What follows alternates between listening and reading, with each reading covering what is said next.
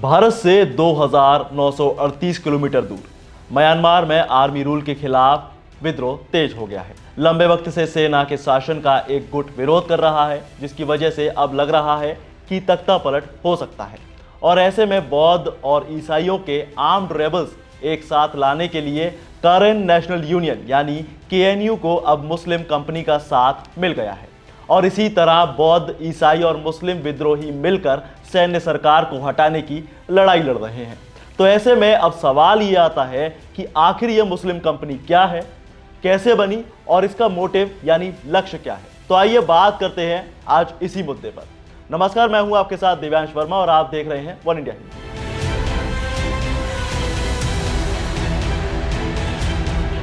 देखिए, साल था 2010। म्यांमार में सैन्य शासन के बाद आम चुनाव हुए और अगले ही साल म्यांमार में जो सरकार बनी उस पर भी सेना का कब्जा रहा।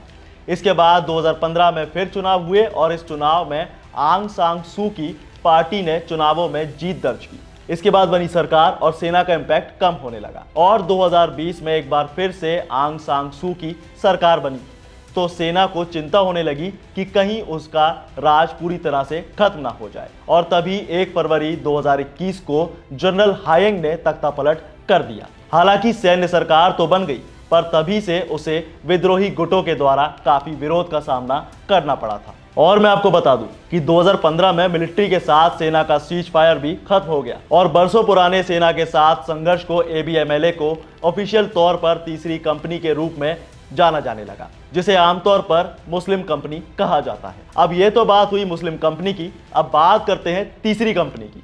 असल में हम जिस कंपनी की बात कर रहे हैं उसमें टोटल 130 जवान हैं और यही वो कंपनी है जिसे ऑफिशियल तौर पर KNU की ब्रिगेड 4 में तीसरी कंपनी के रूप में जाना जाता है। और इस कंपनी में नेता हैं 47 साल के मोहम्मद ईशर।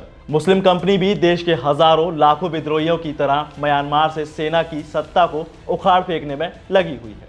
दरअसल 2021 में म्यांमार में चुनी गई सरकार को हटाकर सत्ता पर कब्जा करने वाले सैन्य शासन को हटाने के लिए बौद्ध और ईसाइयों के साथ मिलकर विद्रोह कर रहे मुसलमानों को तीसरी कंपनी के रूप में जाना जाता है। हालांकि ऐसा पहली बार नहीं हुआ है।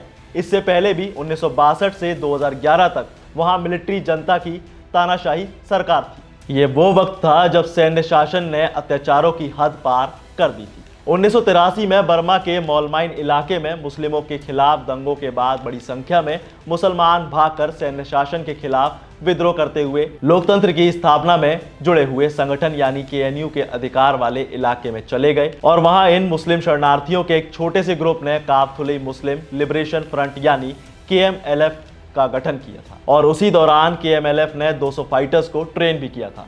लेकिन वहां उस वक्त मौजूद शिया और सुन्नी नेताओं के बीच मतभेद हो गए और ये बट गया। इसके बाद वक्त था 1985 का। KMLF के जवान तनिनथारी चले गए और फिर हुआ ऑल बर्मा मुस्लिम लिबरेशन आर्मी का गठन। और जब आप इस मुस्लिम कंपनी का पता ढूंढने की कोशिश करेंगे तो आपको इसका कोई सटीक पता नहीं मिलेगा।